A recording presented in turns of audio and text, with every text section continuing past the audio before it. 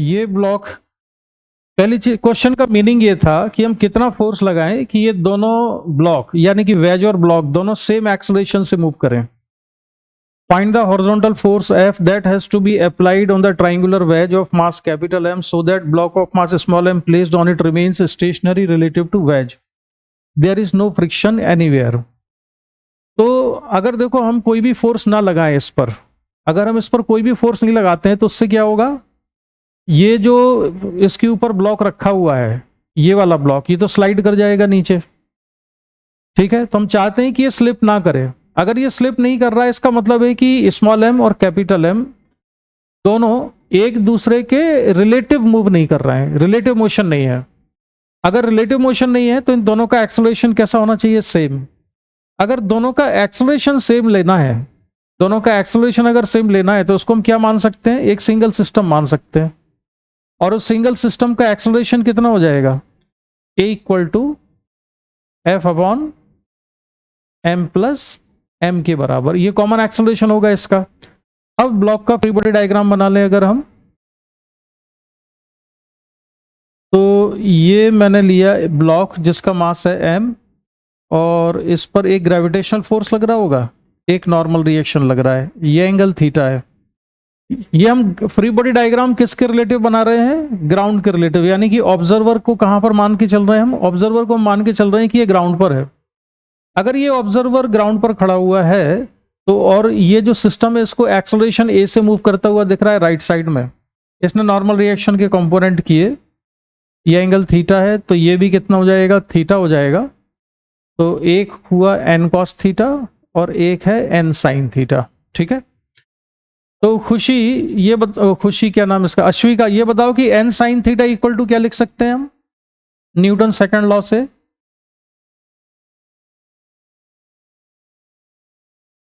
अश्विका क्या लिख सकते हैं, N sine theta equal to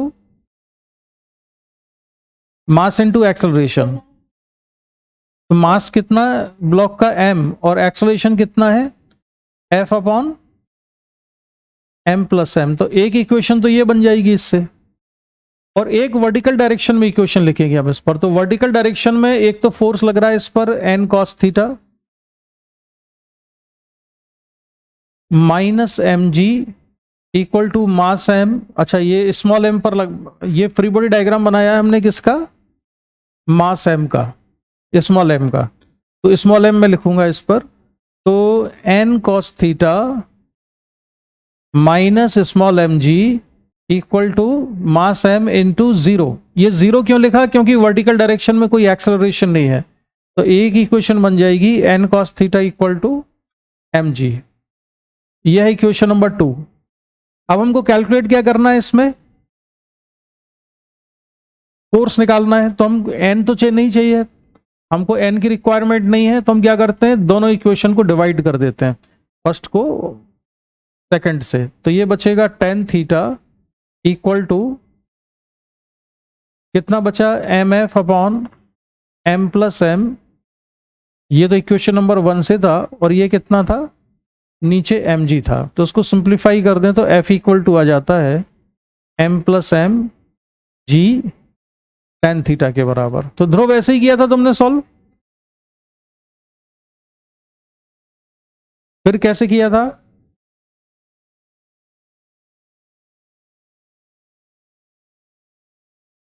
नहीं तो बड़े वाले वेज को तो हमने भी कंसिडर नहीं किया यहां पर, हमने केवल एक्सेलरेशन निकालते समय उसको कंसिडर किया, a equal to f upon M plus m. तुम्हारा आंसर क्या आया इसका, यही आया था आंसर,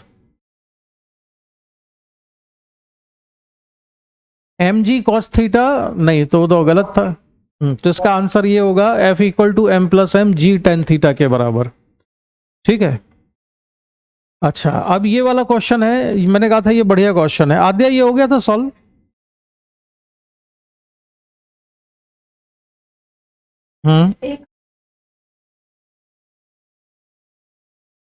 नहीं आंसर तो दोनों से ही सेम आएगा। तो पहले जरा अप्रोच देख लेते हैं। 2/5 mg। चलो देखते हैं। An empty plastic box of mass m is found to accelerate up the at the rate of g/6। तो इसके बारे में थोड़ा सा हिंट तो मैंने तुमको दिया था पिछली क्लास में कि ये एक एम्प्टी प्लास्टिक बॉक्स है और इसका मास कितना है, m है। इसको पानी के अंदर डाल दिया तो इस पर एक फोर्स लग रहा है mg, और एक और फोर्स कौन सा है, फोर्स ऑफ बॉयंसी। तो इसको हम नाम दे देते हैं कि ये FB फोर्स लग रहा है इस पर। इस फोर्स को हमने नाम दे दिया कि ये फोर्स है FB, ठीक है। और इसका एक्सेलरेशन कितना है अभी, g/6, और किस डायरेक्शन में ये एक्सेलरेशन, अपर डायरेक्शन में, ठीक है। दूसरा केस क्या है कि इसके अंदर हमने कोई सैंड फिल कर दी है, तो इसका मास m प्लस m1 हो गया। m1 क्या है, सैंड का मास है जो हमने इसमें फिल की।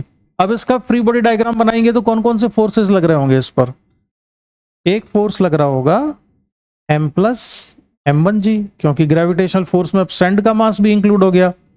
फोर्स ऑफ बॉयंसी तो इस बात पर डिपेंड करता है कि बॉडी का कितना वॉल्यूम लिक्विड के अंदर है।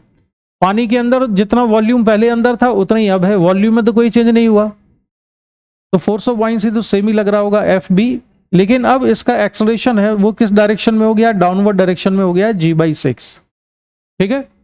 अब काम था इक्वेशन लिखने का, तो इस वाले केस में क्या इक्वेशन लिखेंगे हम न्यूटन सेकंड लॉ से, T minus हाँ, FB minus mg equal to mg/6, ये है इक्वेशन नंबर 1। हाँ भाई ध्रुव, समझ में आई है इक्वेशन। हमने FB को प्लस क्यों लिया, इसको पॉजिटिव क्यों लिया, इसको नेगेटिव क्यों लिया। हमने ये पढ़ा हुआ है कि एक्सेलरेशन की डायरेक्शन का फोर्स पॉजिटिव लेना है और एक्सेलरेशन की अपोजिट डायरेक्शन वाला फोर्स नेगेटिव लेना है। अब इस वाले केस की बात करें हम यहां, तो इस वाले केस में क्या इक्वेशन लिखेंगे, mg minus m plus m1 into G minus FB equal to, right side में बोलो क्या लिखूं, हाँ, m plus m1 into g/6, ये है इक्वेशन नंबर 2। इसको सॉल्व करके m1 की वैल्यू निकालना है, बस आंसर आ जाएगा। इसमें दोनों इक्वेशन को ऐड कर दो तो FB तो कैंसिल हो जाएगा। इक्वेशन नंबर 1 को 1 प्लस 2 अगर हम कर दें तो क्या बचेगा, तब बचेगा m प्लस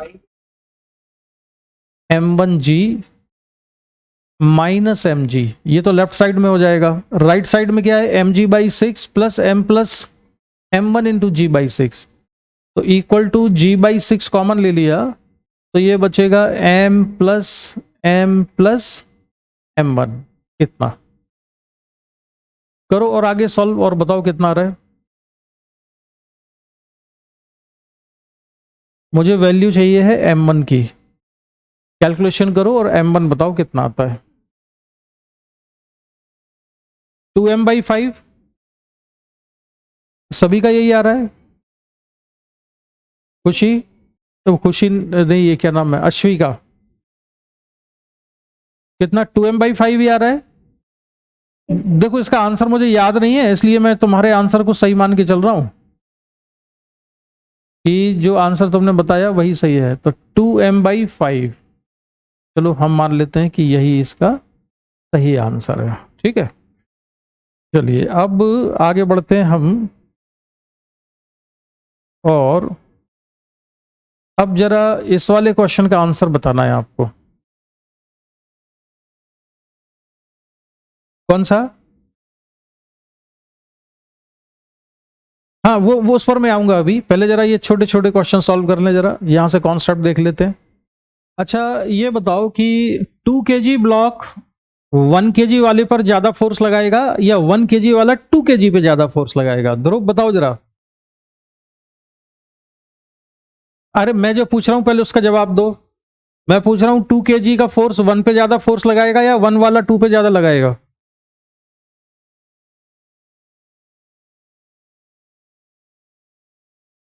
जल्दी बोलो, इसमें देर नहीं लगना चाहिए। मैंने क्या क्वेश्चन पूछा तो समझ में आया? मेरे ध्यान से सुनो, पूरी बात को दिमाग में प्रोसेसिंग करो जो मैं पूछ रहा हूं। मैं ये पूछ रहा हूं कि 2 kg ब्लॉक 1 kg पे फोर्स लगाता है और 1 kg वाला 2 kg वाले पर लगाएगा। तो 2 kg वाले ने 1 kg पे ज्यादा फोर्स लगाया या 1 kg वाले ने 2 kg वाले पे ज्यादा फोर्स लगाया, ये बताओ। अगर इसका गलत जवाब दिया तो 50 रुपए ऐड करेंगे तुम्हारी फीस में, समझ गए? 50 रुपीज का फाइन लग जाएगा। ध्रुव जल्दी बताओ, किसने किस पे ज्यादा फोर्स लगाया? 2 ने 1 पे कि 1 ने 2 पे?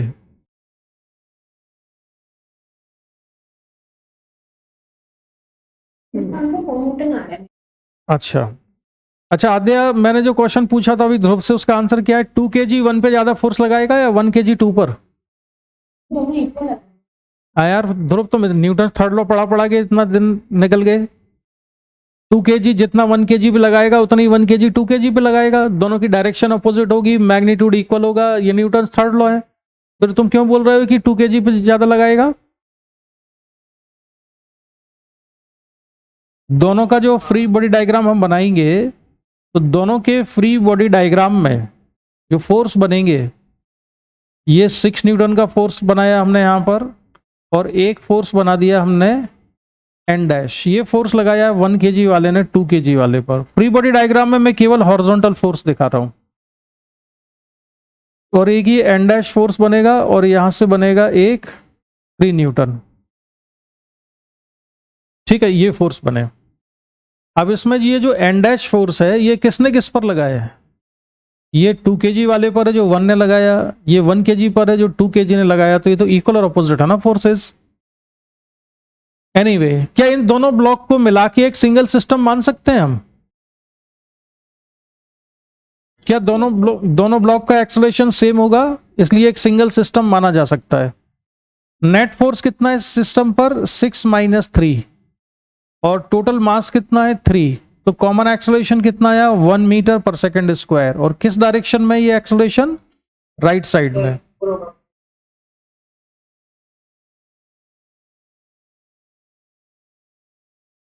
अब इसमें से किसी भी एक ब्लॉक को लेके हम क्वेश्चन सॉल्व कर लें तो आंसर आ जाएगा। मान लो मैं 1 kg से सॉल्व करता हूं, 1 kg पर न्यूटन सेकंड लॉ से क्या इक्वेशन बनेगी? ध्रुव बोलो जल्दी से।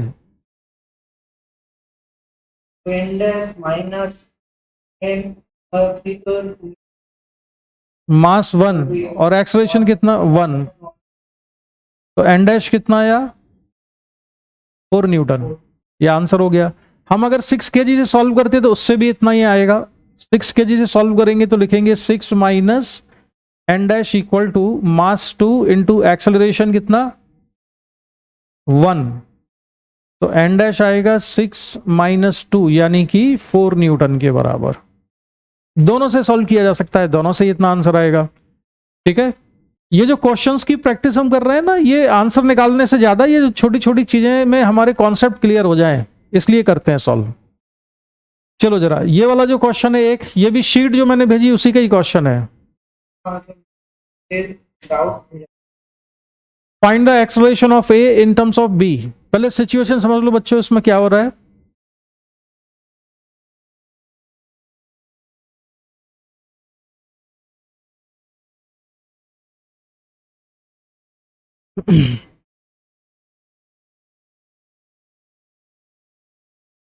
पहले इसमें सिचुएशन समझ लो कि हो क्या रहा है। यहां पर ये एक वॉल है, रिजिड सपोर्ट कह लो इसको।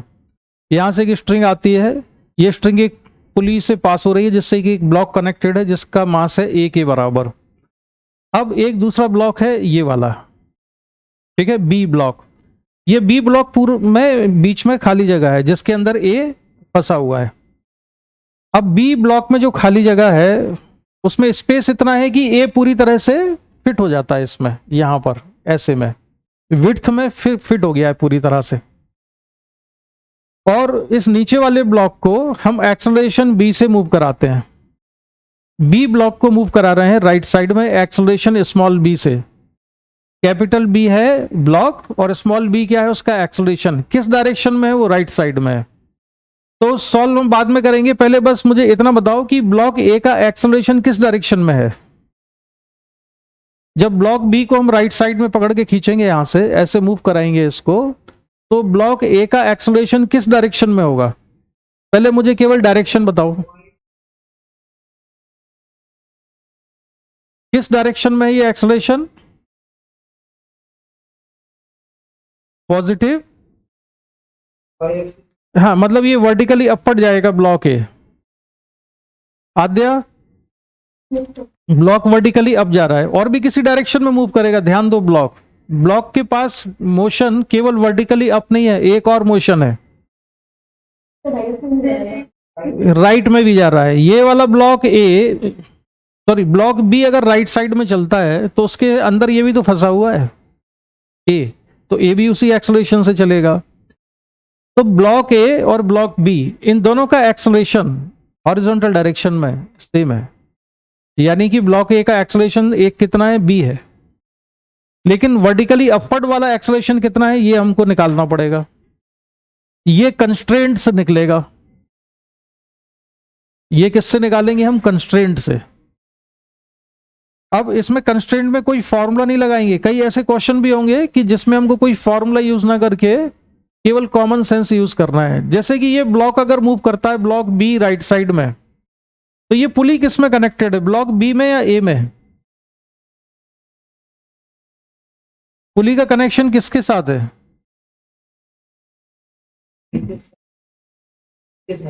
दोनों के साथ। नहीं पुली कनेक्ट केवल एक के साथ है, एक ब्लॉक के साथ, दो के साथ नहीं है। उसकी रोप को भी टच करना। पुली की बात कर रहा हूँ, रोप की बात नहीं कर रहा हूँ। पुली का कॉन्टैक्ट किस, हाँ पुली का ए के साथ नहीं है, पुली का बी के साथ है। ये ब्लॉक है ए, और जो रोप आ रही है वो यहां से आ रही है, रोप ऐसे। ये डायग्राम बना लिया हमने। तो ये जो चीज देख रहे हो ना तुम, ये वाली पुली हिंज होगी ना कहीं से, किसी रॉड वगैरह से, जो मैंने थिक सी रॉड बना दी है यहां पर। ये किसके साथ कनेक्टेड है, बी के साथ कि ए के साथ। ये जो मोटी सी रॉड है ये तो बी के साथ कनेक्टेड है ना, तो पुली को फिट किस ब्लॉक पे किया गया है, ए पर या बी पर। बी पर। पुली फिट किस पर है, ब्लॉक बी पर फिट की गई है, ए पर थोड़ी फिट है वो। समझ में आ रहा है कि नहीं, समझ में आया है कि नहीं। अब इस ब्लॉक बी का एक्सेलरेशन अगर राइट साइड में बी है, तो उसके साथ साथ पुली भी मूव करेगी, तो पुली का एक्सेलरेशन कितना होगा, पुली का एक्सेलरेशन भी बी है, क्योंकि ये वाला जो पॉइंट है यहां पर पुली कनेक्टेड है किसी रिजिड सपोर्ट से, रॉड से। तो अगर ब्लॉक बी राइट साइड में जाता है तो पुली भी उसके साथ राइट साइड में जाएगी सेम एक्सेलरेशन से। ये समझ में आ रहा है, इतनी बात समझ में आई। पुली भी राइट साइड में जा रही है। अब देखो अगर पुली कितना डिस्टेंस मूव करती है किसी इंस्टेंट पर, मैंने मान लिया कि एक्स डिस्टेंस मूव किया पुली ने, पुली यहां थी, यहां से कितनी आ गई, इधर आ गई है। तो पुली ने अगर एक्स डिस्टेंस मूव किया, तो ये जो स्ट्रिंग है हॉरिजॉन्टल वाली, जो स्ट्रिंग है, जो इधर स्ट्रिंग दिख रही है, इस हॉरिजॉन्टल स्ट्रिंग की लेंथ इंक्रीज हो जाएगी कि डिक्रीज हो जाएगी, इंक्रीज हो जाएगी।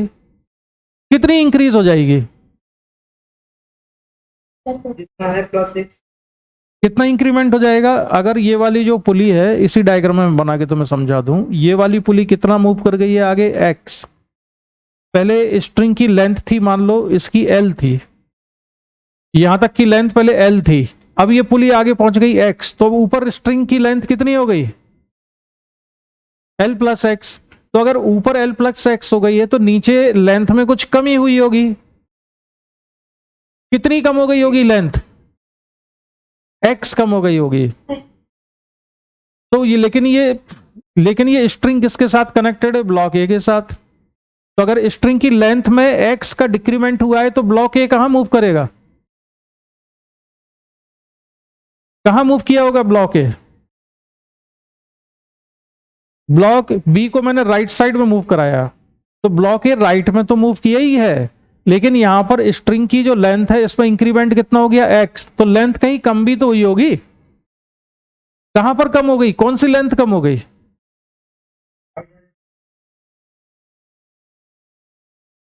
Ashwika,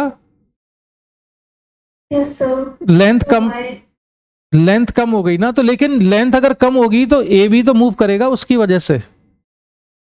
yes sir. किस डायरेक्शन में मूव कर जाएगा ए? कितना मूव करेगा? एक्स। एक्स मूव करेगा। यानी कि ये जो ब्लॉक है ए, इसके पास एक एक्सेलरेशन तो बी है राइट साइड में, दूसरा अगर ये पुली एक्स डिस्टेंस मूव करती है तो ये ब्लॉक ऊपर की डायरेक्शन में कितना मूव करता है? अगर ये एक्स मूव करती है राइट में तो ब्लॉक ए एक्स डिस्टेंस मूव करता है अपर डायरेक्शन। अगर हम इसको डिफरेंशिएट कर दें तो ये हो जाएगी वेलोसिटी ऑफ ब्लॉक बी, तो फिर वेलोसिटी ऑफ ब्लॉक ए ऊपर हो जाएगी ए। यानी कि पुली की वेलोसिटी अगर एक्स है राइट साइड में तो इस ब्लॉक की वेलोसिटी हो जाएगी एक्स ऊपर। अगर पुली का एक्सेलरेशन ए है राइट साइड में तो ब्लॉक का एक्सेलरेशन हो जाएगा ए अपर डायरेक्शन में। तो इसका एक्सेलरेशन है कितना? बी है, तो इसका एक्सेलरेशन कितना हो जाएगा? बी। ये हमने कॉमन सेंस से निकाला कि अगर पुली एक्स डिस्टेंस मूव करती है तो ब्लॉक भी ऊपर एक्स डिस्टेंस मूव करेगा, यानी कि सेम टाइम में दोनों ने सेम डिस्टेंस कवर की है, इसलिए दोनों की स्पीड भी सेम होगी और दोनों का एक्सेलरेशन भी सेम होगा। ठीक है, तो टोटल एक्सेलरेशन कितना हुआ ए का? ए के पास दो एक्सेलरेशन हो गए, एक बी राइट साइड में, एक बी ऊपर की तरफ है, तो दोनों बी मिलके 2b हो गया ध्रुव। टू भी हो। हाँ, B I cap plus B J cap, ये इसका है एक्सेलरेशन ए का टोटल एक्सेलरेशन। और अगर मॉड पूछा जाता हमसे तो मॉडुलस ऑफ ए, इसको हम b√2 बताते। ठीक है, अब इसमें पहले अच्छे से सोच लो जो कुछ हमने अभी डिस्कस किया ये समझ में आया कि नहीं, या दिमाग में कोई क्वेश्चन बाकी है? एक चीज ध्यान रखना, मान लो कोई ऐसा सिचुएशन होती है कहीं पर, मैं इस क्वेश्चन की बात नहीं कर रहा, कहीं पर ऐसी सिचुएशन होती है कि पुली मूव करे x और ब्लॉक मूव कर जाए ऊपर 2x, तो इसका मतलब ये हुआ कि सेम टाइम में अगर पुली x चलती है तो ब्लॉक कितना चलता है? 2x। यानी पुली की वेलोसिटी अगर v होगी तो ब्लॉक की कितनी होगी? 2v। पुली का एक्सेलरेशन अगर a होगा तो ब्लॉक का 2a होगा।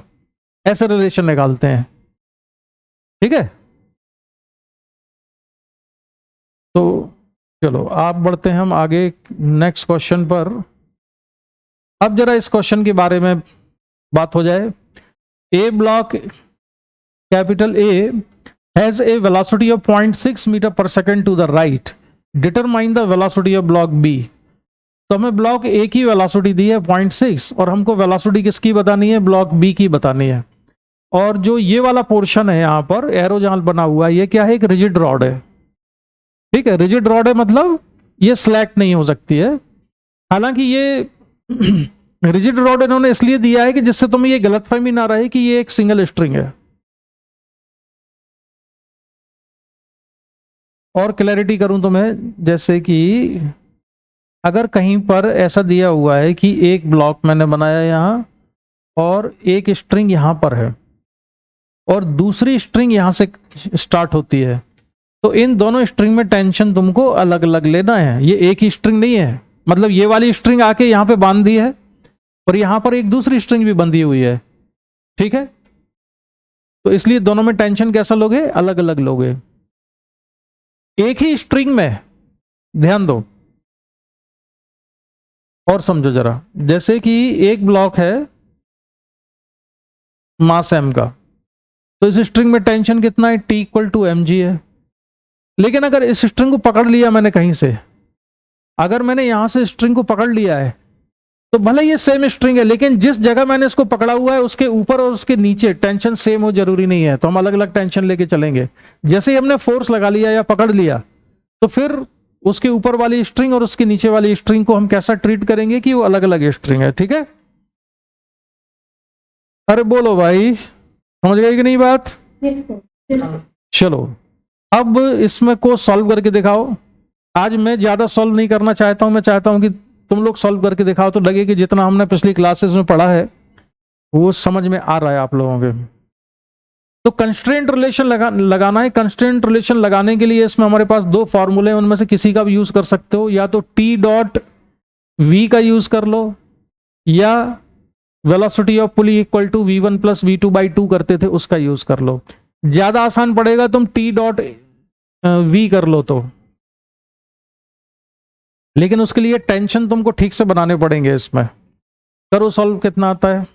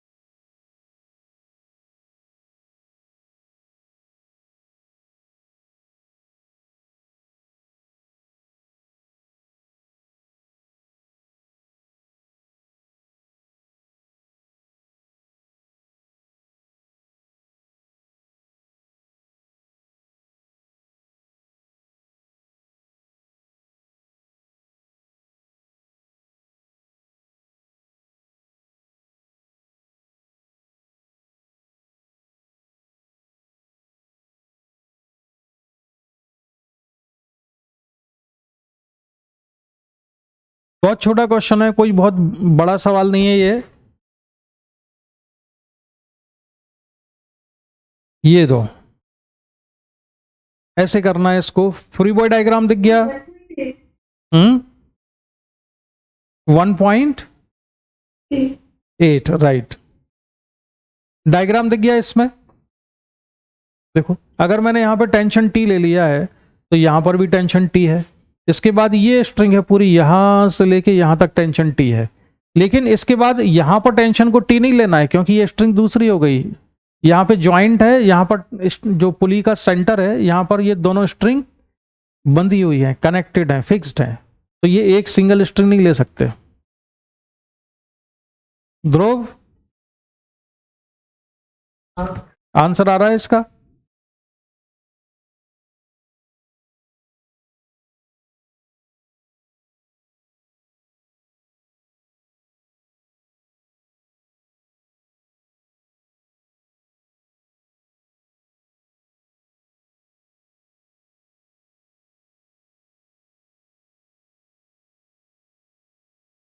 अश्विका,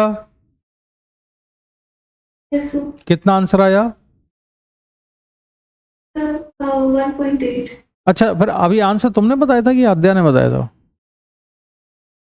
मैंने बताया था। अच्छा, ठीक है। अब ऐसे ही सॉल्व किया है,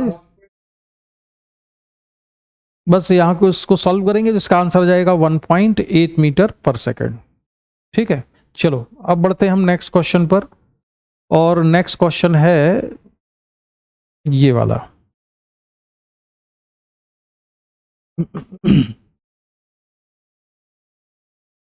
ये बढ़िया क्वेश्चन है। इस क्वेश्चन को हम थोड़ी देर ज्यादा डिस्कस करेंगे, है ना। पहले क्वेश्चन पढ़ लो, क्वेश्चन पढ़ लो, फिर इस पर मैं कुछ सवाल पूछूंगा तुमसे, उन सवालों के जवाब देना।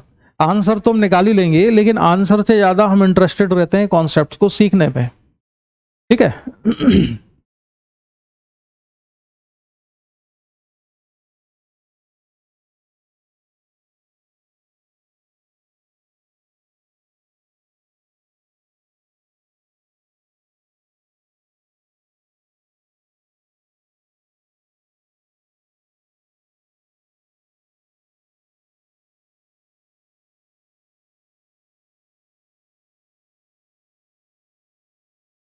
पढ़ लिया क्वेश्चन?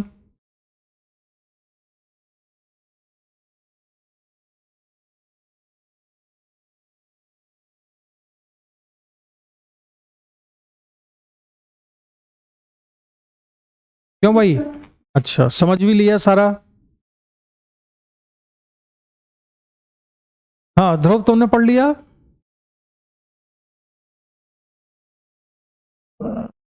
हाँ तो लेकिन चलो क्वेश्चन तो नहीं हुआ, कोई बात नहीं, क्वेश्चन का मतलब समझाओ, मीनिंग क्या हो रहा है इसमें।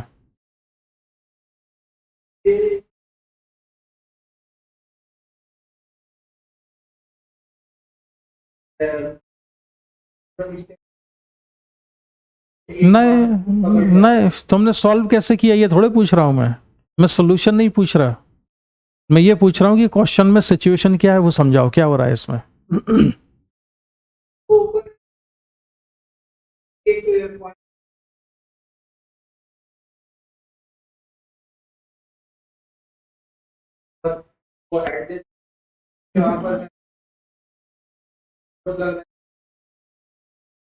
अच्छा, अब आद्या आप बताओ जरा क्या हो रहा है इसमें। फिर 5 मिनट्स लगे हुए 5 लिंक्स हैं, ये जो लिंक हैं 1 2 3 4 और 5, ये 5 लिंक्स हैं जिसको कि हम फोर्स एफ से वर्टिकली अपर डायरेक्शन में पुल कर रहे हैं जिससे कि एक्सेलरेट होता है, ठीक है। फिर सारे लिंक का मास 100 ग्राम ईच क्योंकि एक्सीलरेशन कांस्टेंट है जिसके में 2 मीटर को लेकर। हाँ एक्सेलरेशन कांस्टेंट है, ठीक है। और ग्रेविटेशनल फोर्स भी है कि नहीं, यहाँ ग्रेविटी है कि नहीं इसमें, है। हमको ऐसे पता चला कि जी की वैल्यू दी हुई है, इसका मतलब है कि ग्रेविटेशनल फोर्स भी we have to take into account. अगर यहाँ पे जी ना दिया होता तो फिर हमारे दिमाग में सवाल आता कि कहीं ये वैक्यूम में तो नहीं ऐसा हो रहा है, क्योंकि क्वेश्चन ऐसा भी हो सकता है कि बगैर ग्रेविटेशनल फोर्स के भी हम इसको सॉल्व कर सकते हैं वैक्यूम में, मान लो ऐसी सिचुएशन दो।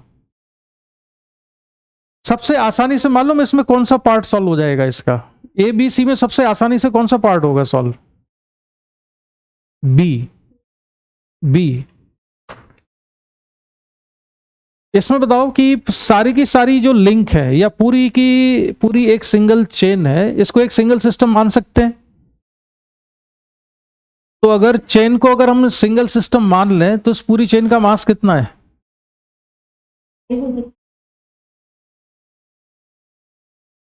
500 ग्राम या 0.5 kg के बराबर, ठीक है। तो इसका जो पूरा मास है वो 0.5 kg हमने ले लिया, और एक्सेलरेशन हमको ऑलरेडी मालूम है इसका। तो हम न्यूटन सेकंड लॉ से अगर इक्वेशन लिखें चेन पर तो क्या इक्वेशन बनाएंगे वर्टिकल डायरेक्शन में,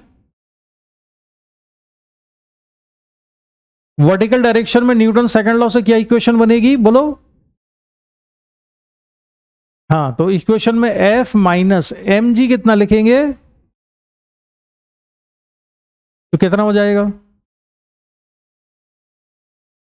हाँ तो एफ माइनस 5 इक्वल टू कितना 0.5 इंटू 2, तो 0.5 इंटू 2 कितना हो जाएगा,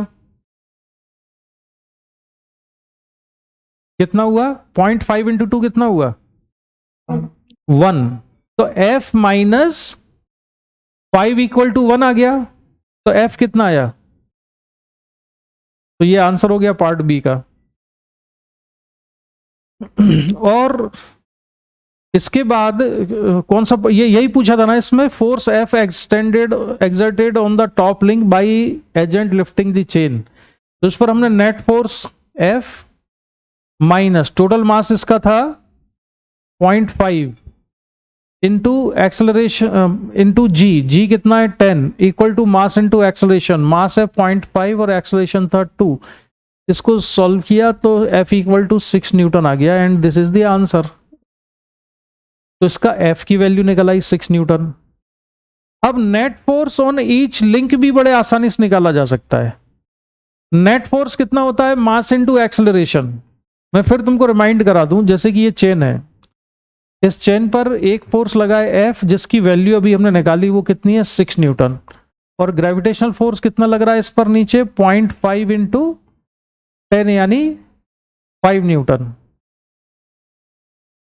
इसका मास 0.5 ही था ना, ठीक है। तो इस पर नेट फोर्स का मतलब ये होता है कि 6 न्यूटन लग रहा है अपर डायरेक्शन में, डाउनवर्ड डायरेक्शन में लग रहा है 5 न्यूटन, तो नेट फोर्स कितना है 1 न्यूटन के बराबर। नेट फोर्स कितना है 1 न्यूटन, 6 माइनस 5 करेंगे तो नेट फोर्स निकल आएगा। तो नेट फोर्स जब हम लिखते थे, ध्यान दो न्यूटन सेकंड लॉ से, तो हम ऐसे लिखते हैं summation F equal to mass into acceleration. ये समेशन एफ क्या है? नेट फोर्स है, और ये किसके बराबर है? मास इनटू एक्सेलरेशन के। यानी कि नेट फोर्स निकालने के दो तरीके होते हैं हमारे पास, या तो आप नेट फोर्स निकाल लो ऐसे, या एम इंटू ए कर लो, उससे भी आ जाएगा। तो इस वाले पूरी चेन का मास कितना है? पूरी चेन का मास है 0.5, और एक्सेलरेशन कितना है? 2। तो इससे भी 1 न्यूटन निकल आएगा एम ए से, या 6 माइनस 5 करूंगा तो उससे भी 1 आ जाएगा। तो नेट फोर्स निकालने के दो तरीके होते हैं। अब किसी लिंक पर अगर नेट फोर्स निकालना है तो बहुत आसान सा तरीका क्या है? मास इनटू एक्सेलरेशन। मास कितना? हर एक लिंक का मास कितना है? 100 ग्राम। 100 ग्राम यानी कि 0.1 kg। तो 0.1 kg, और एक्सेलरेशन कितना दिया है क्वेश्चन में इनका? 2। तो 0.2 न्यूटन क्या हो जाएगा? इस पर नेट फोर्स हो जाएगा। तो हर एक लिंक पर लगने वाला नेट फोर्स है 0.2 न्यूटन के बराबर। ये क्लियर हुआ कि नहीं? ठीक है, तो ये किस पार्ट का आंसर आ गया? सी का आंसर आ गया 0.2 न्यूटन। अब हमसे पूछा है the forces acting between adjacent links, यानी कि उन्होंने ये कहा है कि लिंक 1 और 2 के बीच में कितना फोर्स है? 2 और 3 के, 3 और 4 के, 4 एंड 5 के बीच में। तो मान लेते हैं कि इनके बीच में लगने वाला जो फोर्स है यहां पर, इसको नाम दिया हमने टेंशन T1, यहां वाले को नाम दे दिया टेंशन T2, ये टेंशन T3 है, और इस लिंक में जो फोर्स लग रहा है ये टेंशन T4 है। तो टेंशन T1 कैलकुलेट करना है, यानी कि लिंक 1 ने 2 पर कितना फोर्स लगाया या 2 ने 1 पे कितना फोर्स लगाया, वो होगा T1। ठीक है ध्रुव, ये देखो, ये है लिंक नंबर 1, ये लिंक 2, ये लिंक 3, लिंक 4 और लिंक 5। अब ये बताओ ध्रुव, लिंक 4 ने लिंक 5 पे ज्यादा फोर्स लगाया कि लिंक 5 ने लिंक 4 पे ज्यादा फोर्स लगाया?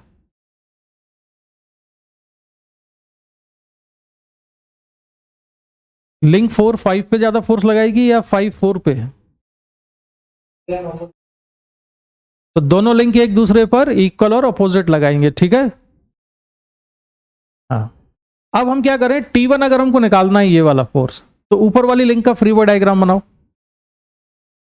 फ्री बॉडी डायग्राम बनाओ जरा ऊपर वाली लिंक का, और फोर्स लिखो उस पर कौन कौन से बनेंगे। ये है लिंक 1, इसका फ्री बॉडी डायग्राम बनाऊं मैं, तो कौन कौन से फोर्स आएंगे इसमें?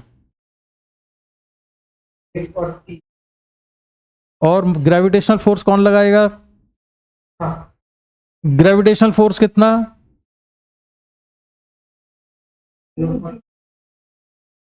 और F ऊपर लगेगा। टेंशन किस डायरेक्शन बनाएंगे, ऊपर या नीचे? टेंशन फोर्स की डायरेक्शन बताओ बच्चों। हाँ, ऊपर क्यों होगा? फर्स्ट वाले के लिए बनाना है, हाँ, तो ऊपर क्यों होगी? उससे पूछ रहा हूं मैं भी ध्रुव से। हाँ ध्रुव, ऊपर क्यों है टेंशन? अगर नीचे वाले को देंगे तो हाँ नीचे। क्या बोला? नीचे वाले को? यहां पर जो स्ट्रिंग है जो दोनों लिंक को कनेक्ट करती है, मान ली हमने इमेजिन कर ली वहां पर एक स्ट्रिंग है, तो उसको पकड़ा और ऊपर वाली लिंक को पुल किया, तो नीचे पुल कर सकते हैं ना, तो टेंशन कहाँ आएगा? नीचे, T1। अच्छा, ऊपर जो मैंने बनाया है, ऊपर तो क्या था? फोर्स F लग रहा था, वो F है। अब न्यूटन सेकंड लॉ से इक्वेशन लिखो इस पर। क्या इक्वेशन बनेगी? Net force equal to mass into acceleration करेंगे, तो पॉजिटिव फोर्स कौन सा लेंगे? ऊपर जा रहे ऊपर को। जिस डायरेक्शन में एक्सेलरेशन है वो वाले। ठीक है, तो इसको हम लिखेंगे F minus T1 minus 1, 0.1 into 10 यानी कि 1 इक्वल टू मास 0.1 और एक्सेलरेशन 2।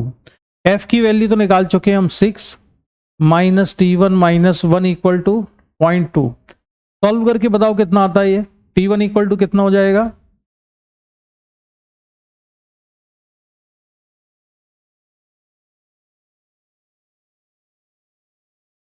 बोलो।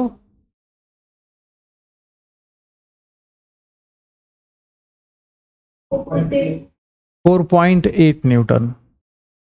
ठीक है, चलो अब बाकी काम तुम्हारा है। अब T2 T3 T4 निकालो कितने कितने आ रहे हैं।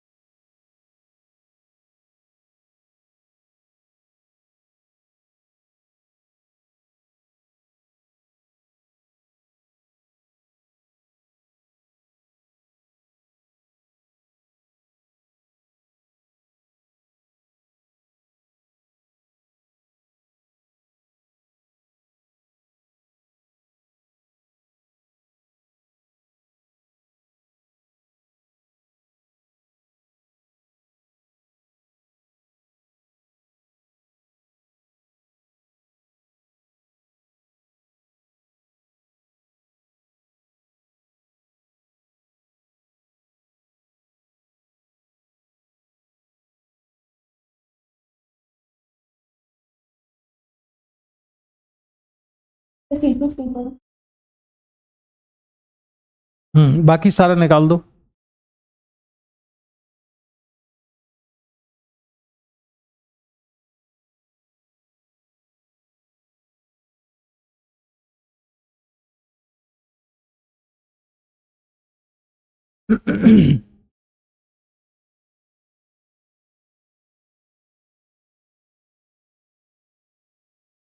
अश्विका तुमने निकाला?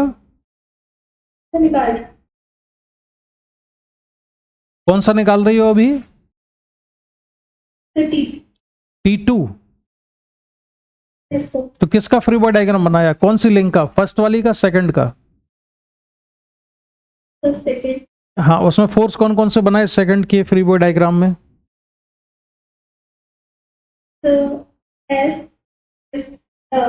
mg और T2। एक मिनट, एक तो ग्रेविटेशनल फोर्स बना लेते हैं सबसे पहले। मास कितना था इसका? 0.2 नहीं 0.1 इंटू जी, ये ग्रेविटेशनल फोर्स हो गया। और बताओ और कौन सा? T2। किस डायरेक्शन में T2? तो टेंशन T2 डाउनवर्ड। और बताओ?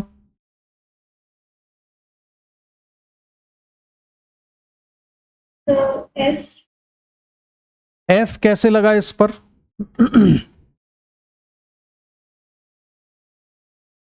फोर्स F तो लिंक 1 के कांटेक्ट में है ना, 2 पर कैसे लग गया F? Sir T1।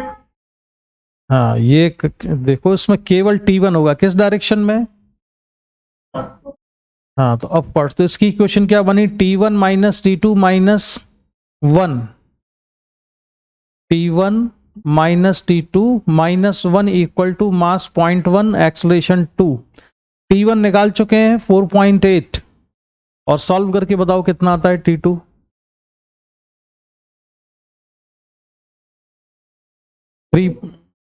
हाँ ध्रुव, तुम्हारा कितना आया? 4.8, 3.6, 2.4, 1. अच्छा यस सर। ठीक है, तो खुशी तुमने समझ में आ गया? लिंक 5 का फ्री बॉडी डायग्राम बनाएंगे तो क्या बनेगा उसमें? फोर्स कौन कौन से होंगे? लिंक नंबर 5, इसके फ्री बॉडी डायग्राम में कौन कौन से फोर्स बनेंगे? T2 हम्म और mg। और बस 2 ही फोर्स होंगे इसमें। F नहीं बनेगा।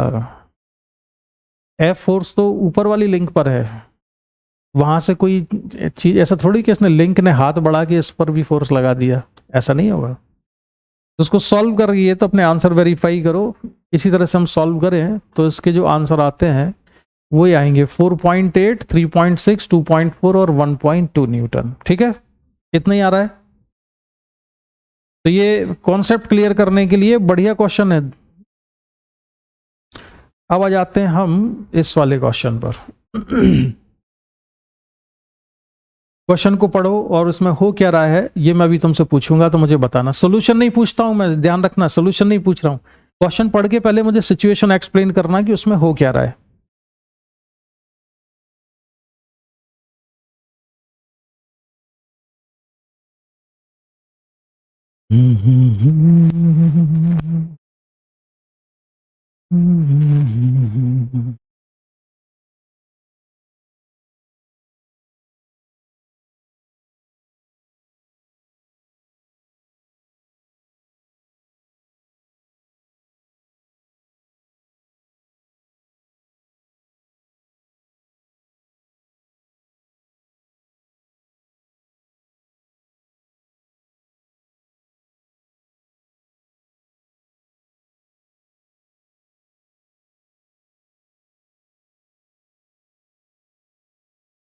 आद्या पढ़ लिया क्वेश्चन? ठीक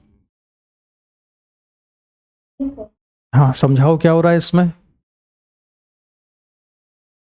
बड़ा एक कॉलम है, हम्म वो खुद को जो रूट है ना पूरी से वो अपना वेट उससे पुल करता स्ट्रिंग पुल है, कर, रूट को स्ट्रिंग खींच रहा है नीचे। पुल करता हम्म है।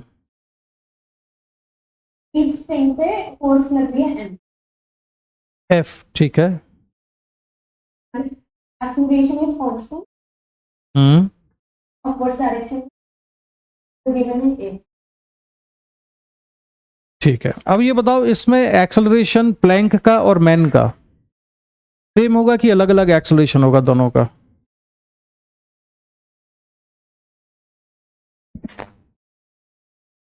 आद्या, एक्सेलरेशन सेम होगा क्योंकि उसी के ऊपर खड़ा हुआ है, डिफरेंट एक्सेलरेशन से मूव ही नहीं कर सकते हैं वो। ठीक है, अब एक काम करो कि फ्री बॉडी डायग्राम बनाना है हमको, किसके? मैन के और जिस प्लेटफॉर्म पे ये खड़ा है, इन दोनों के फ्री बॉडी डायग्राम बनाओ जरा। इसके अलावा एक चीज पहले मैं तुम्हें समझा दूं थोड़ा कि इसमें टेंशन की वैल्यू किसके बराबर होगी। रोप का वो हिस्सा, रोप का जो हिस्सा इसके हाथ में है, मैं उस हिस्से का फ्री बॉडी डायग्राम बनाऊं। किस हिस्से का? इसने पकड़ा हुआ है ना यहां पे ऐसे, तो मैं रोप यहां पे पकड़ा हुआ है, रोप का ये वाला हिस्सा जो इसके हाथ में, उसका फ्री बॉडी डायग्राम बना रहा हूं। किसका? रस्सी के टुकड़े का, जो इसके हाथ में फंसा हुआ होगा। तो उस पर कौन कौन से फोर्स लग रहे होंगे? नीचे पे एक लग रहा है, ये एफ फोर्स लगा के उसको नीचे पुल कर रहा है, वेरी गुड। तो एफ फोर्स लग रहा होगा, और ऊपर ऊपर लग रहा होगा टेंशन। ठीक है, ऊपर कितना फोर्स लग रहा होगा? टेंशन टी के बराबर। अब इस पर न्यूटन सेकंड लॉ से हम इक्वेशन लिखें इस रस्सी के टुकड़े पर, तो क्या इक्वेशन लिखेंगे? T minus f equal to mass into acceleration. तो T minus f equal to कितना? मास कितना लिखूं रस्सी के टुकड़े का? द पीस ऑफ रोप और string which is in the hand of the person, उसका मास कितना है? वो गिवन नहीं गिवन है। उसका मास होगा 0, क्योंकि ये सारी स्ट्रिंग जब तक नहीं कहा जाए, हम क्या मान के चलते हैं? मासलेस। हाथ में। तो ये स्ट्रिंग कैसी है? मासलेस है। इसलिए मासलेस स्ट्रिंग पर या किसी मासलेस बॉडी पर, किसी मासलेस बॉडी पर नेट फोर्स तब भी 0 होता है जब उसमें एक्सेलरेशन हो। क्यों? क्योंकि एक्सेलरेशन अगर होगा तब भी मास का मल्टीप्लिकेशन करेंगे एक्सेलरेशन से, तो मास तो 0 है, तो नेट फोर्स कितना हो जाएगा? 0 ही हो जाएगा। तो यहां से जो टेंशन की वैल्यू लेनी है स्ट्रिंग में, वो कितनी लेनी है हमको? एफ के बराबर। टेंशन एफ आएगा। ये समझ में आया कि अगर किसी बॉडी में मास 0 है तो नेट फोर्स उस पर हमेशा 0 होगा, भले चाहे वो एक्सेलरेट कर रही हो चाहे एक्सेलरेट ना कर रही हो। ठीक है, तो अब फ्री बॉडी डायग्राम बनाओ। इसमें टेंशन कहां कहां पर लोगे? जहां भी टेंशन लोगे उस टेंशन की वैल्यू क्या लिखोगे? एफ। जैसे ये टेंशन टी, यहां पर टेंशन टी, ये टी, यहां पर टेंशन टी, ये टी और ये भी टी। ये दोनों स्ट्रिंग अलग अलग हैं, राइट साइड वाली और इधर लेफ्ट साइड वाली। इसके बावजूद भी हमने टेंशन सेम इसलिए लिया है क्योंकि दोनों ही टेंशन किसके बराबर होंगे? एफ के बराबर।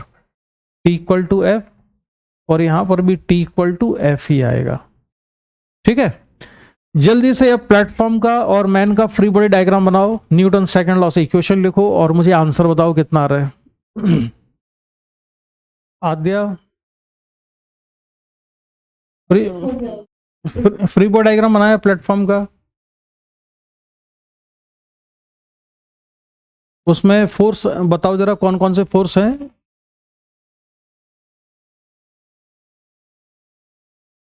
प्लेटफॉर्म के फ्री बॉडी डायग्राम में मैं कौन कौन से फोर्सेस बनाऊं।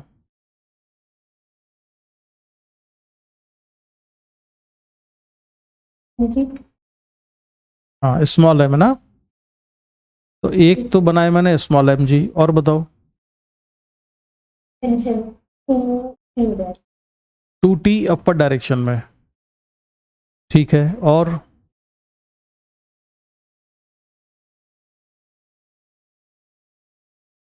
और मैन का वेट भी आप पर है, सो लिख सकते क्या लिखेंगे। Capital M G. नहीं, देखो वेट, मैन का वेट ना मैन पर ही एक्ट करेगा, मैन का वेट किसी दूसरी चीज पे नहीं लगता है, हमारा वेट हमारे ये ऊपर होता है, हमारा वेट किसी और पे नहीं लगेगा, किसी और पे हम लगाएंगे वो क्या चीज होती है, वो कॉन्टैक्ट फोर्स होता है। हाँ, इस पेंटर ने प्लेटफॉर्म पे जो लगाया वो कॉन्टैक्ट फोर्स है, उस कॉन्टैक्ट फोर्स की वैल्यू वेट के बराबर हो भी सकती है, नहीं भी हो सकती है, लेकिन वेट तो उसका लगेगा ही नहीं प्लेटफॉर्म पे। वेट तो वो फोर्स है जो ग्रेविटेशनल फोर्स है, अर्थ ने लगाया, अर्थ जो है मैन के ऊपर जो फोर्स लगा रही है वो मैन पर ही लगाएगी ना, और मैन कॉन्टैक्ट फोर्स लगाएगा प्लेटफॉर्म पर, तो इसको ऐसे बनाएंगे, यही सीखना है, यहां पर हम लिखेंगे एन। ठीक है, अब फ्री बॉडी डायग्राम बनाना है हमको, किसका, मैन का, जिसका मास है कैपिटल एम। तो इसके फ्री बॉडी डायग्राम में बताओ कौन कौन से फोर्स बनाए। जी कैपिटल एम जी 2t किस डायरेक्शन में 2t, अपवर्ड से अपवर्ड। ये 2t कहां से आए, इसके हाथों से जो हाथों में जो स्ट्रिंग थी उससे जो फोर्स लगा था, इसने स्ट्रिंग को पुल किया नीचे, स्ट्रिंग ने इसको पुल किया ऊपर, तो इसके हाथों पे स्ट्रिंग से अपर डायरेक्शन में जो फोर्स लग रहा है ये वो फोर्स है 2t। और कौन सा फोर्स है इसके ऊपर, नॉर्मल जो यहां से लगा होगा n। ठीक है, अब न्यूटन सेकंड लॉ से इक्वेशन लिखो, तो क्या इक्वेशन बनाएंगे हम इस पर प्लेटफॉर्म पर, 2t minus n minus small M G equal to small M into A, upper direction में। हमने 2t को पॉजिटिव और बाकी फोर्स को नेगेटिव इसलिए लिया क्योंकि हम वही सिंपल रूल फॉलो कर रहे हैं कि जिस डायरेक्शन में एक्सेलरेशन होता है उस डायरेक्शन का फोर्स पॉजिटिव और उसकी अपोजिट डायरेक्शन वाला नेगेटिव। अब इस मैन पर इक्वेशन लिखेंगे तो क्या लिखेंगे, 2t plus n minus M G equal to mass m और एक्सेलरेशन a, ये भी अपर डायरेक्शन में है, इन दोनों को ऐड कर देते हैं तो नॉर्मल रिएक्शन कैंसिल हो जाएगी और ये हो जाएगा 4t minus m plus m into g equal to m plus m into a, और उसको सिंप्लीफाई कर दें तो a की वैल्यू हो जाती है 4t minus m plus m into g upon m plus m. और इसमें t की वैल्यू किसके बराबर है, f के बराबर है, तो t को अगर f लिख दें तो ये हो जाएगा 4f minus m plus m into g upon M plus m. Right, समझ आ गया। अब देखो ध्यान रखना, ये नॉर्मल रिएक्शन को वेट के बराबर मत लिखा करना, ये वेट के बराबर हो भी सकता है नहीं भी हो सकता है। यहां पर जो नॉर्मल रिएक्शन है ये मैन के वेट के बराबर होगा कि नहीं होगा, यहां जो नॉर्मल रिएक्शन है ये मैन के वेट के बराबर है कि नहीं, नहीं होगा। चलो अच्छा यही कैलकुलेट करो, नॉर्मल रिएक्शन की वैल्यू निकालो, गिवन पैरामीटर में कितनी आती है। अच्छा चलो छोड़ दो, उसमें कैलकुलेशन होगा, लेकिन यहां देखो कॉमन सेंस की बात है कि ये एक प्लेटफॉर्म है, इस प्लेटफॉर्म पर मैं किसी आदमी को खड़ा मान लेता हूं कि वो यहां पे खड़ा हुआ है, ठीक है, ये आदमी है यहां पर और ये खड़ा हुआ है इधर, कहां पर खड़ा हुआ है, प्लेटफॉर्म पर, और प्लेटफॉर्म रेस्ट में है। अगर प्लेटफॉर्म रेस्ट में है, इस आदमी इसका फ्री बॉडी डायग्राम हम बनाते तो आदमी पर एक फोर्स लगेगा mg, एक नॉर्मल,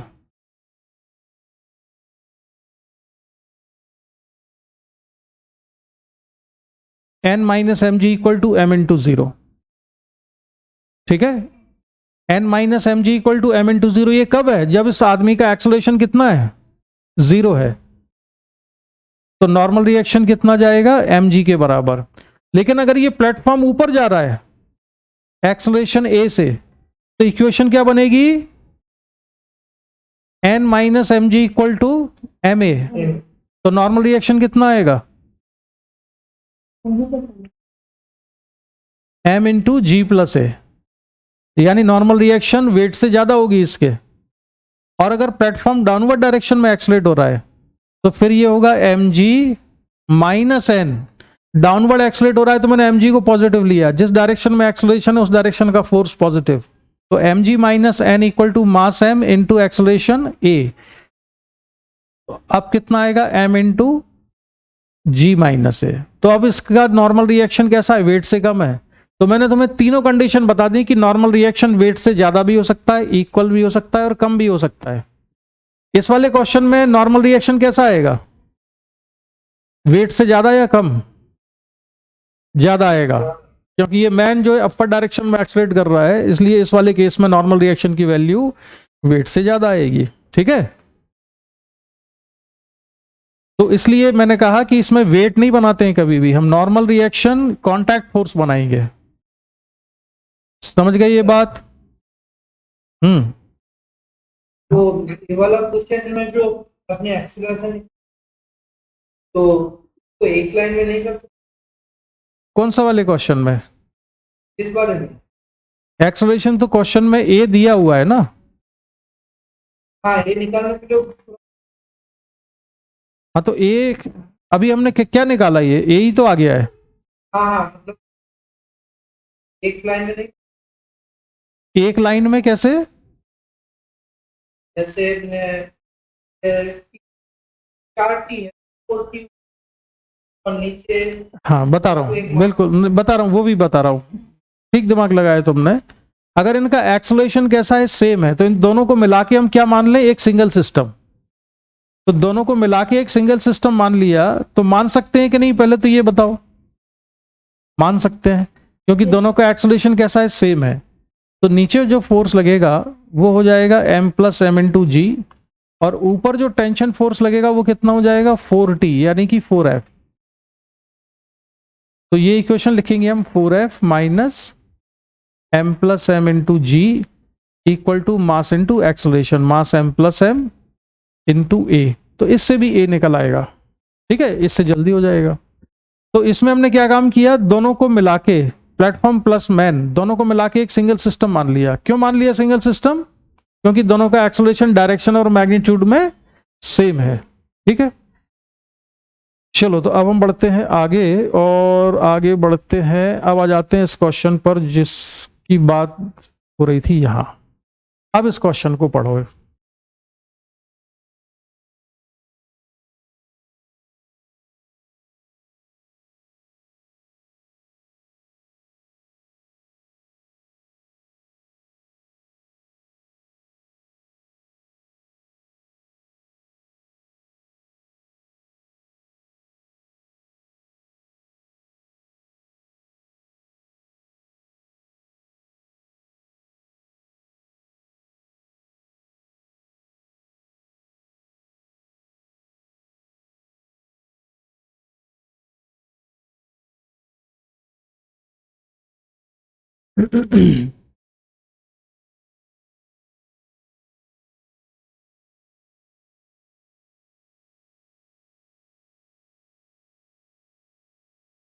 पढ़ लिया हो तो बता देना।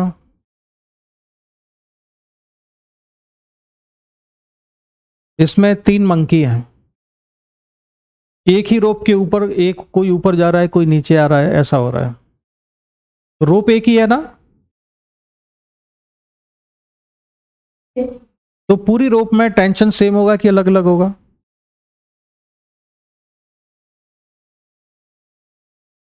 आद्या,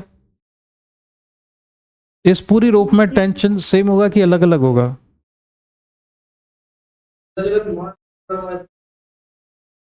मास नहीं है रोप में, मासलेस रोप है। अश्विका नहीं होगा सेम, ये मैंने आज ही बताया तुमको। रोप जो है ये मंकी ने पकड़ी हुई है यहाँ पर, जैसे ये वाला मंकी है, इसने यहाँ पे रोप को पकड़ा हुआ है, तो इसके ऊपर वाली रोप और इसके नीचे वाली रोप में टेंशन कैसा हो जाएगा? अलग अलग हो जाएगा। मंकी ए के हाथ में जो रोप है उसके ऊपर और उसके नीचे टेंशन अलग। ये जो सी है मंकी, इसके ऊपर टेंशन अलग लेना पड़ेगा। ठीक है, आज ही बताया था ना मैंने तुमको कि अगर हमने किसी रोप को पकड़ लिया है हाथ से तो फिर टेंशन उसमें कैसा होगा? अलग अलग लेना पड़ जाएगा।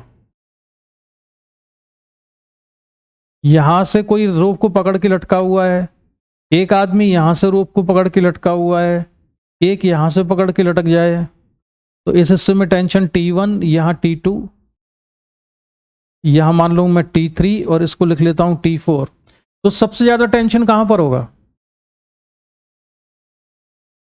T3 इज मैक्सिमम, क्योंकि वहां पर ये तीनों आदमियों का वेट उसे होल्ड करना पड़ रहा है। T1 उससे कुछ कम होगा, लेकिन T2 और T4 से ज्यादा है।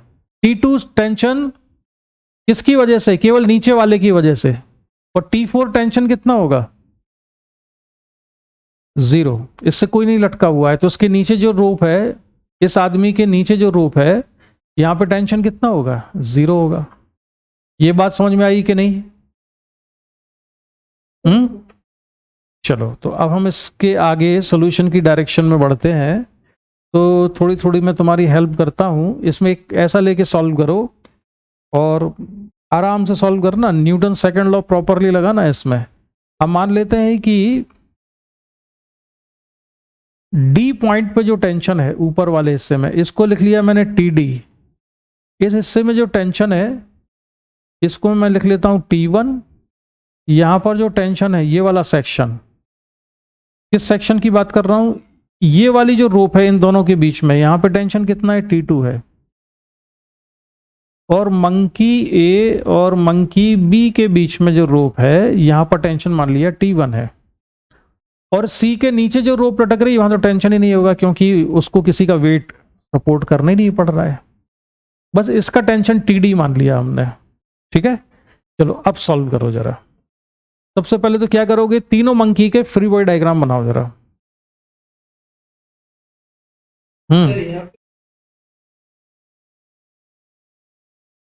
कर सकते हो,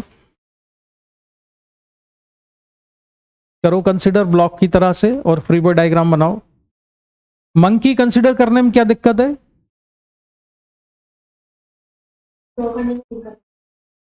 मंकी नहीं बना पाओगे हैं? क्यों ध्रुव? ध्रुव, मंकी को मंकी मानने में क्या दिक्कत हो रही है? ब्लॉक करके मतलब प्रैक्टिस है ब्लॉक। तो मंकी की प्रैक्टिस कराते तो मंकी वाला ज्यादा आसानी से बनता ना। पर ब्लॉक दिया होता तो फिर कहते कि क्या हम इस ब्लॉक को मंकी ले सकते हैं? चलो, ये ले लिया हमने ABC। अब फ्री बॉडी डायग्राम बनाओ, एक एक करके बताना मुझे सारे लोग। तो मैं जिससे पूछूंगा वही बताएगा। पहले ए का फ्री बॉडी डायग्राम बनाओ ध्रुव। कौन कौन से फोर्स बनाऊं इस पर?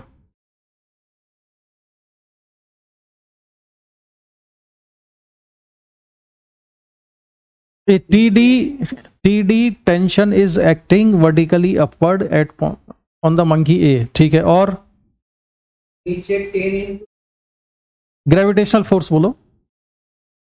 अब मतलब 10 G कितना लेना है?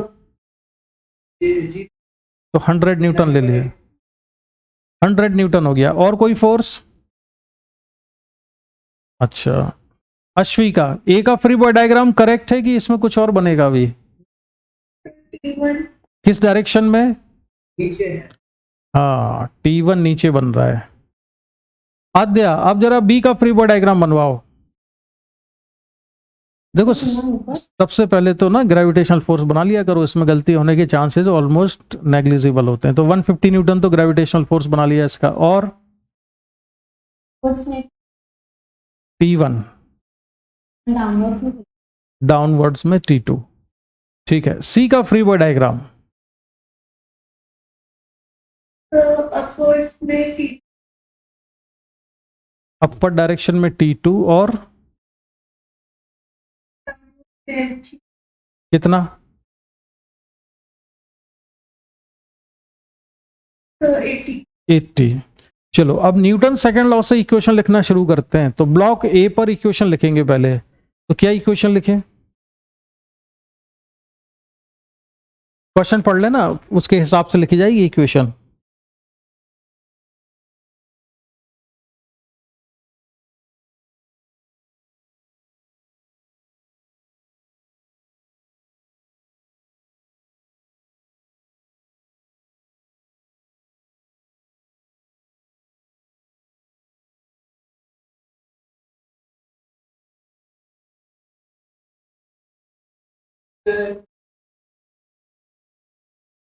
तो सोचो क्या करना है उसको। पहले ए की इक्वेशन बोलो, क्या लिखूं ब्लॉक ए पर इक्वेशन अश्वी का? T1 minus TD equals to 10 100 Newton का क्या किया इसका?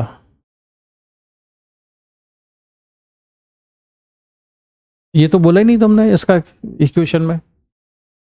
T1 minus TD plus 100 ये प्लस 100 क्यों किया इसको?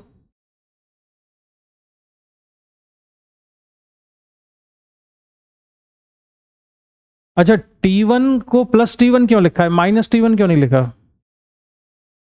के नीचे एक्सेलरेशन तो फिर इसको प्लस 100 क्यों नहीं लिखा? प्लस 100 लिखा। अच्छा तुमने अलग अलग बोला है। हाँ तो T1, ठीक है, इसको T1 plus 100 minus TD equal to कितना? 10 into 2 10 इंटू 2। इसका एक्सेलरेशन था 2 metre per second square downward direction में। ये इक्वेशन आ गई। आद्या ब्लॉक बी की इक्वेशन बताओ।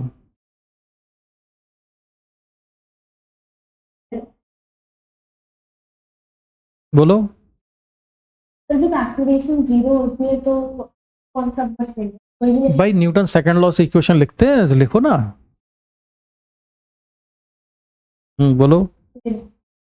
T1 minus T2 minus 1 equals to 0 equal to mass कितना इनटू एक्सेलरेशन। हाँ कांस्टेंट पे लगता है। हाँ, यही तो मैं तुम्हारे कॉन्सेप्ट क्लियर कर रहा हूँ। ये सारी चीजें न्यूटन्स लॉ से आती हैं। वेलोसिटी दी है तो उसमें हमको ब्लैंक नहीं हो जाना है। हमने लिखना तो यहाँ पर मास इनटू एक्सेलरेशन, एक्सेलरेशन 0 लिख दिया। तो ये क्वेश्चन नंबर सेकंड आ गई। Very good. अब जरा ध्रुव सी पर इक्वेशन बोलो, क्या लिखो न्यूटन सेकंड लॉ से?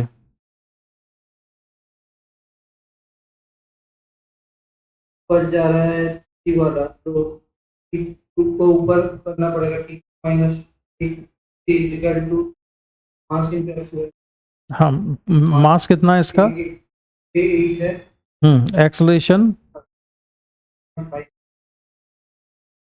एक्सेलरेशन 1.5 है इसका। ठीक है, तो ये इक्वेशन आ गई 3। अब एक काम करो, मुझे T1 T2 T3 तीनों कैलकुलेट करके बताओ कितने आ रहे हैं। T1 T2 और TD। हालांकि क्वेश्चन में TD पूछा है, लेकिन तुम जरा तीनों निकालो कैलकुलेट करके। T1 भी निकालो, T2 भी निकालो और TD भी निकालो। सबसे आसानी से कौन सा फोर्स निकल रहा है? T2। सारा है 92 न्यूटन। हाँ, 12 प्लस 80 92। ठीक है, इस वाली इक्वेशन को सॉल्व करो तो T2 निकल आएगा 92। T2 की वैल्यू रख। T1 आ रहा है, T1 आ रहा है 242 न्यूटन। ठीक है, और TD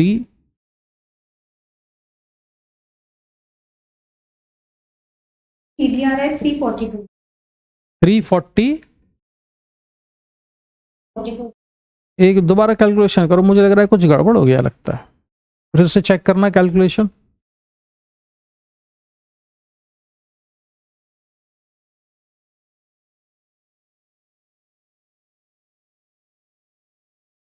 हाँ, 322 होगा शायद आंसर इसका। ये 30 तो ये क्वेश्चन जो है ना मुझे बड़ा अच्छा क्वेश्चन लगता है। इसमें क्वेश्चन से हमने कॉन्सेप्ट क्या क्या सीखे। एक सिंगल रोप में भी टेंशन अलग अलग हो सकता है अगर बीच में उसके कोई इंटरप्शन आ जाए, कंटिन्यूटी ना हो। इंटरप्शन क्या आ गया, किसी ने पकड़ लिया उसको, कहीं पे हमने बांध दिया, तो भले एक ही स्ट्रिंग हो लेकिन उसमें टेंशन दोनों तरफ, फिर दोनों साइड अलग अलग हो जाता है। एक तो ये कॉन्सेप्ट लगाया। दूसरा जो मंकी था B, it was moving with constant velocity, तो दिमाग में कोई कंफ्यूजन नहीं होना चाहिए। अगर ये कांस्टेंट वेलोसिटी से मूव कर रहा है तो हम net force equal to mass into acceleration में एक्सेलरेशन को 0 लिख देंगे, इक्वेशन बन जाएगी हमारी। ये समझ में आ गया कंप्लीट? इसमें कोई डाउट, कोई कंफ्यूजन हो तो बताओ।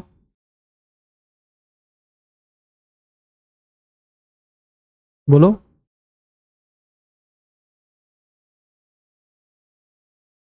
अश्विका, आद्या, क्लियर ये चीज?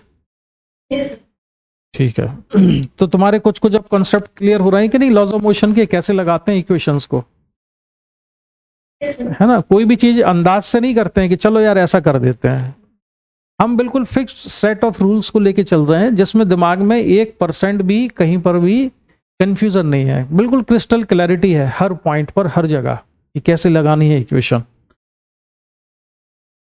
अब एक ये जो क्वेश्चन है ना, ये क्वेश्चन थोड़ा अलग है। इसमें रिलेटिव वेलोसिटी का यूज होगा, तो मैं छोड़ देता हूं इसको ना। रिलेटिव वेलोसिटी शायद तुमने अभी नहीं पढ़ी, कि पढ़ी हुई है? अच्छा, तुमने पढ़ ली है रिलेटिव वेलोसिटी तो। तो क्या करते इसमें मैं एक चीज बता दूं, पहले क्वेश्चन पढ़ो, सॉल्व मत करो भी, पहले पढ़ो, मेरे से क्वेश्चन डिस्कस करो फिर सॉल्व करना। पहले पढ़ लो क्या हो रहा है।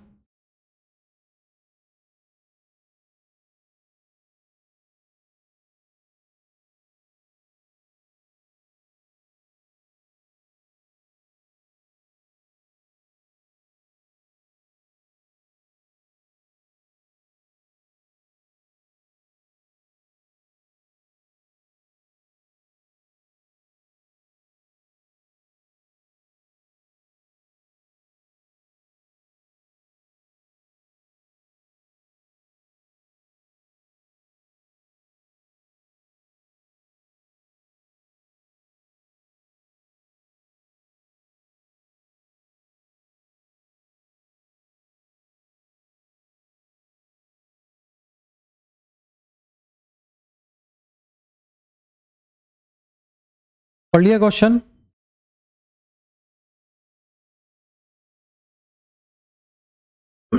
इसमें सिचुएशन ये है, एक लिफ्ट है यहां पर, ये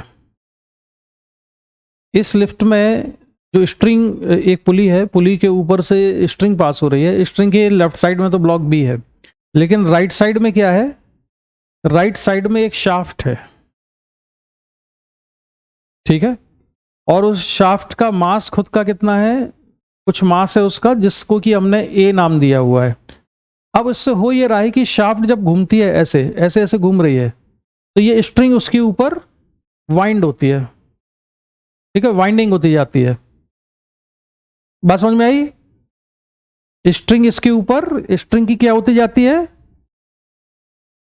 अरे यार बोलो ना, वाइंडिंग होती है। अब यहां पर इस वाइंडिंग की वजह से दो इफेक्ट होंगे। जैसे देखो, एक तो ये सिचुएशन है कि एक ब्लॉक यहां पर है और एक ब्लॉक इस तरफ है, तो मैं यहां पर ऐसे खींचूं तो जिस वेलोसिटी से ये वाला ब्लॉक नीचे आएगा उसी से ये ऊपर जाएगा। लेकिन अब मैंने डबल काम करने शुरू कर दिए।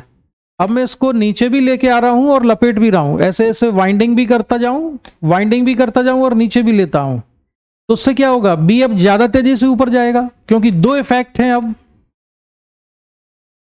अगर मान लो इसको मैं यहीं रोक दूं, इसको नीचे ना आने दूं, और केवल शाफ्ट रोटेट कर रही है, यानी कि स्ट्रिंग की केवल वाइंडिंग चल रही है, तो क्या बी ऊपर जाएगा? अभी मेरा क्वेश्चन समझे?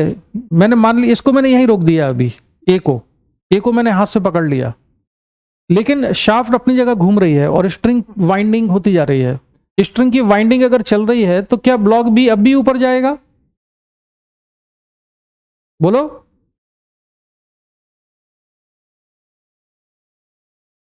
ये समझ में नहीं आ रहा मैं क्या पूछ रहा हूं? हैं? मैं ये पूछ रहा हूं, तुम शाफ्ट का मतलब समझते हो क्या होती है? शाफ्ट एक ऐसी चीज है जिसके ऊपर स्ट्रिंग को ऐसे लपेटा जा सकता है, जैसे कि ये है, ये तुमको दिख रहा है ना डायग्राम में, स्ट्रिंग इसके ऊपर, ठीक है। ये है ब्लॉक ए, और ब्लॉक ए में क्या कसी हुई है, शाफ्ट कसी हुई है, ये शाफ्ट है जो कि ब्लॉक ए में कसी हुई है। अब मैंने ब्लॉक ए को तो यहीं रहने दिया, पकड़ लिया, ब्लॉक ए को मूव नहीं करा रहा हूं, लेकिन शाफ्ट तो मूव कर रही है ऐसे। तो अगर शाफ्ट मूव करेगी तो ये स्ट्रिंग तो अब भी चेंज हो रही है ना, ये नीचे जा रही है, देखो मैं इसको घुमा रहा हूं तो ये नीचे जा रही है ना। और अगर मैंने ऐसे किया तो ये वाइंड होने लगेगा। अब तो ये स्ट्रिंग कहां आ रही है, ऊपर। तो अगर इस वाइंडिंग की स्पीड, यानी कि 1 सेकंड में कितनी स्ट्रिंग वाइंड हो जाती है इसमें, 2 मीटर।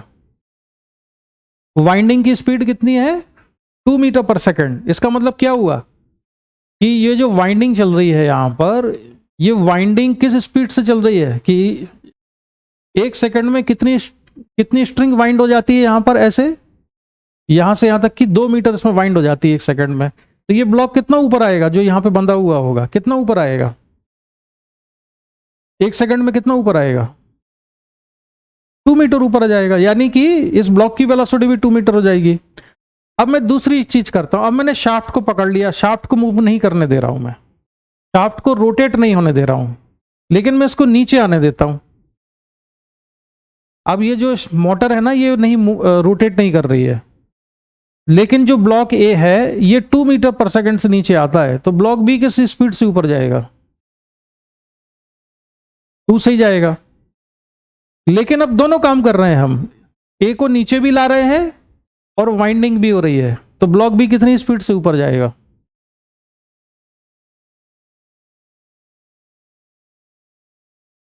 हाँ अब ये 4 हो जाएगा, क्योंकि एक स्ट्रिंग जो बी है, ये वाली स्ट्रिंग की लेंथ में कमी किस वजह से होगी, 2 वजह से होगी।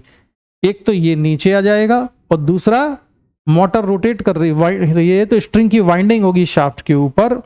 तो 1 सेकंड में ये वाली स्ट्रिंग 2 मीटर इसके ऊपर वाइंड हो जाएगी, और ये 2 मीटर ब्लॉक भी नीचे आ जाएगा। तो अल्टीमेटली ये स्ट्रिंग कितना ऊपर चली जाएगी, या ये ब्लॉक कितना ऊपर चला जाएगा, 4 मीटर। समझ में आया अब, पक्का। लेकिन ये जो वेलोसिटी दी है ना ब्लॉक की यहां पर 2 मीटर पर सेकंड, ये लिफ्ट के रिलेटिव नहीं है, ये किसके रिलेटिव दी है, विथ रिस्पेक्ट टू ग्राउंड दी है।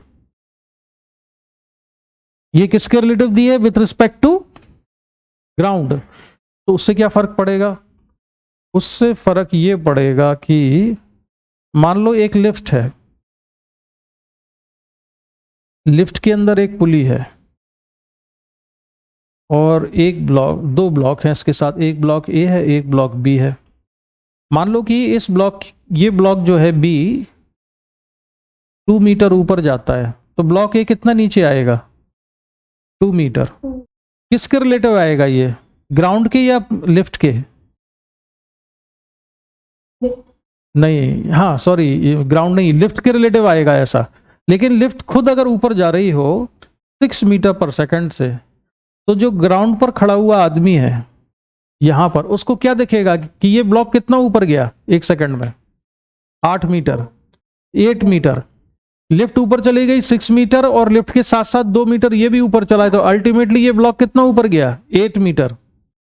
और ये वाला ब्लॉक लिफ्ट के रिलेटिव कितना नीचे आया था, 2 मीटर, लेकिन लिफ्ट खुद कितना ऊपर चली गई है, 6 मीटर। तो अल्टीमेटली ये ब्लॉक कितना, कहां मूव किया, ऊपर ही मूव किया। कितना मूव किया ऊपर की डायरेक्शन में, 4 मीटर। तो ग्राउंड के रिलेटिव इन दोनों ब्लॉक की वेलोसिटी कैसी है, अलग अलग है। ग्राउंड के रिलेटिव अलग अलग क्यों है, क्योंकि पुली मूव कर रही है। ग्राउंड के रिलेटिव ये पुली मूव कर रही है, ये आदमी है खड़ा हुआ है, पुली भी ऊपर जा रही है। तो ये मैं तुम्हें पहले ही करा चुका हूं कि अगर पुली मूव कर रही होती है तो दोनों तरफ जो ब्लॉक है उनकी वेलोसिटी इक्वल और अपोजिट नहीं होती, कुछ और रिलेशन हो सकता है उसमें। लेकिन पुली के रिलेटिव हमेशा वेलोसिटी कैसी होती है, इक्वल और अपोजिट। ऑब्जर्वर को मैं यहाँ पे स्ट्रिंग्स पे पकड़ा दूं या बिठा दूं पुली के ऊपर, तो ये 2 ऊपर जाएगा 2 नीचे आएगा, ठीक है। अब यहां पर जो वेलोसिटी दी है ए की, ये मैंने क्वेश्चन में ये स्पेसिफाई नहीं है इसलिए कंफ्यूजन ना हो इसलिए मैंने अलग से लिख दिया है कि velocity A given in problem is relative to ground. ये ग्राउंड के रिलेटिव वेलोसिटी है। तो ग्राउंड के रिलेटिव अगर block A 2 metre per second से नीचे आता है तो लिफ्ट के रिलेटिव किस वेलोसिटी से मूव कर रहा होगा ये निकालना पड़ेगा पहले। तो रिलेटिव वेलोसिटी पड़ी हुई है तुम लोगों ने। तो velocity of A with respect to ground कितना है 2 मीटर पर सेकंड डाउनवर्ड है। तो velocity of A with respect to lift कितनी हो जाएगी velocity of A minus velocity of lift. तो ए की ग्राउंड के रिलेटिव कितनी है -2। -2 क्यों डाउनवर्ड डायरेक्शन को मैंने माइनस लिया ये माइनस लगाया। फिर वेलोसिटी ऑफ लिफ्ट ग्राउंड के रिलेटिव कितनी है 2 ऊपर है तो मैंने ये 2 लिख दिया यहां पर। तो वेलोसिटी कितनी हुई 4 metre per second downward direction में। किसकी वेलोसिटी है ये ए की। किसके रिलेटिव है ये लिफ्ट के रिलेटिव। समझ लो जरा सारी इक्वेशन को फिर मैं आगे बढ़ता हूं।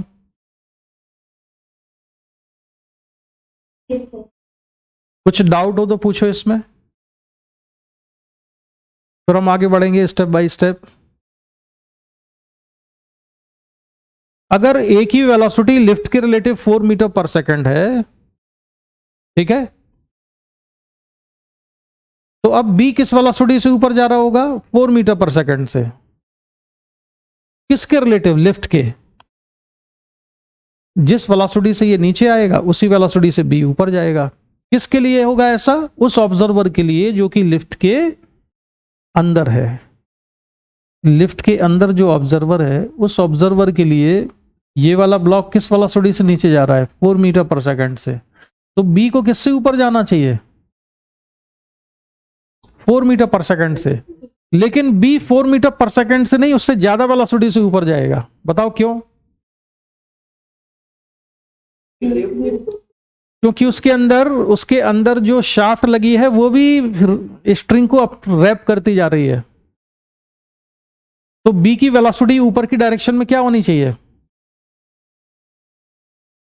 लिफ्ट के रिलेटिव बी नहीं नहीं नहीं नहीं 6 होना चाहिए।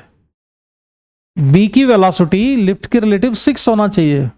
अरे भाई ए की वेलोसिटी 4 मीटर पर सेकंड तो केवल नीचे आने की वजह से है लेकिन इसने स्ट्रिंग को लपेट भी लिया साथ साथ। कितना लपेट लिया 1 सेकंड में 2 मीटर। तो उसकी वजह से भी तो वेलोसिटी आएगी बी में। तो कितनी वेलोसिटी होगी इसकी 6 मीटर पर सेकंड। तो ब्लॉक बी की वेलोसिटी 6 मीटर पर सेकंड किसके रिलेटिव है लिफ्ट के। तो ग्राउंड के रिलेटिव कैलकुलेट करो कितनी हो जाएगी रिलेटिव वेलोसिटी का फॉर्मूला लगा के। अब मैंने यहां पर जो लिखा है इसको समझो जरा। String connected to block B moves up due to 2 reasons. Motion of block A 4 metre per second downwards and number 2 winding of the string on the shaft with 2 metre per second. Clear हुआ ये। दो वजह से move कर रही है। एक है ब्लॉक ए का नीचे आना। ब्लॉक ए किस वेलोसिटी से नीचे आ रहा है लिफ्ट के relative with respect 4 metre per second downward से। और स्ट्रिंग भी लपेट ली उसने। तो बी को अब दोनों इफेक्ट को इंक्लूड करके ऊपर उठना पड़ेगा। तो relative to lift block B moves with velocity 6 meter per second upward. ठीक है। तो अगर वेलोसिटी हमने ब्लॉक बी की लिफ्ट के रिलेटिव निकाल ली है तो ग्राउंड के रिलेटिव वेलोसिटी का फॉर्मूला लगाओ। कितना हो जाएगा ये velocity of B with respect to lift equal to velocity of B with respect to ground minus velocity of lift with respect to ground. तो 6 equal to velocity of block with respect to ground -2। कितना आया solve करके ये 8 आएगा। ये बेहतरीन सवाल है। इसमें रिलेटिव वेलोसिटी और कंस्ट्रेंट दोनों मिला के बनाया गया है ये क्वेश्चन। समझ गए। इसमें कोई डाउट तो नहीं है। दोबारा समझना अपने आप से। इस क्वेश्चन को ना बगैर देखे जरूर सॉल्व करना। ये शीट में है क्वेश्चन जो मैंने तुमको भेजी है। भले तुम्हें यहां समझ में आ गया हो। वैसे तो ये मंकी वाला क्वेश्चन है। ये जो क्वेश्चन मैंने अभी कराया ये सारे क्वेश्चन तुम जो है बगैर देखे अपने आप से सॉल्व करना एक बार। तो भी टाइम कितना हो गया अच्छा चलो, अब ये वाला जो क्वेश्चन है ये भी शीट का क्वेश्चन है, देख लो तुम, ये भी जो है तुम्हारे लिए होमवर्क हो गया। शीट मैंने आज दोबारा रीपोस्ट कर दिया है उसको, तो तुम इसको बताना कैसे किया तुमने। एक ये वाला क्वेश्चन है, ये भी शीट का क्वेश्चन है, इसको भी सॉल्व करना। अभी मैं आगे क्वेश्चन सॉल्व कराते कराते इसलिए बढ़ रहा हूं पहले, जिससे कि तुम्हारे दिमाग में जो कॉन्सेप्ट्स हैं वो सारे कॉन्सेप्ट बिल्कुल पूरी तरह से क्लियर हो जाए। मास कहाँ पर, मास का क्या इफेक्ट होता है, टेंशन कब सेम लेना है, कब सेम नहीं लेना है, ये सारी इक्वेशन लिखना। फोर्स कब पॉजिटिव लेना है, कब नेगेटिव लेना है, टेंशन की डायरेक्शन क्या है, कौन टेंशन लगाएगा कौन नहीं लगाएगा, ये पूरा का पूरा दिमाग में जब क्लियर हो जाएगा तो आगे के जो सारे चैप्टर होंगे उनमें तुम्हें कोई दिक्कत नहीं आएगी। हालांकि तुम्हें काफी कुछ क्लैरिटी अभी ऑलरेडी आ चुकी होगी 3-4 क्लास में कि फोर्सेस को कैसे हम लगाते हैं, कैसे अप्लाई करते हैं। क्यों भाई? Yes, sir.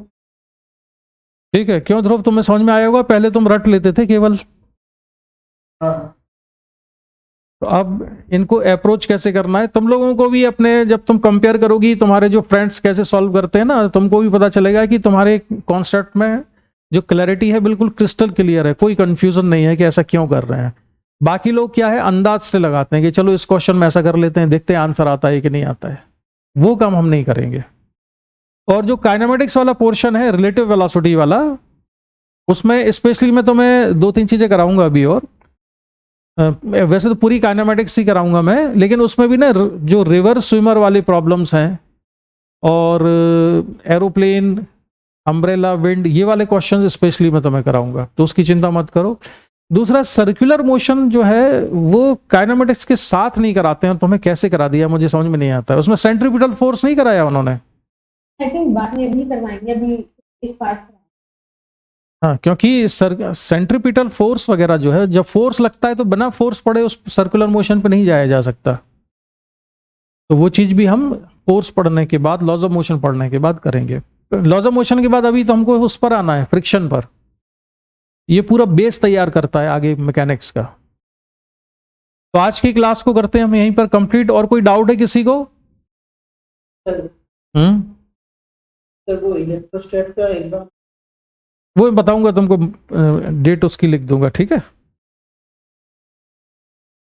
तो चलो मैं अभी करता हूं डिस्कनेक्ट, फिर करो तैयारी। और जो मैंने शीट भेजी है ना उसमें क्वेश्चंस हैं, उसमें से प्रैक्टिस करना। अश्विका,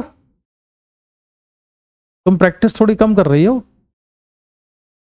है ना? अब करके आना, नेक्स्ट क्लास में आओ तो क्वेश्चन सॉल्व करके आना, डाउट्स पूछो फिर। चलो, बाय बाय।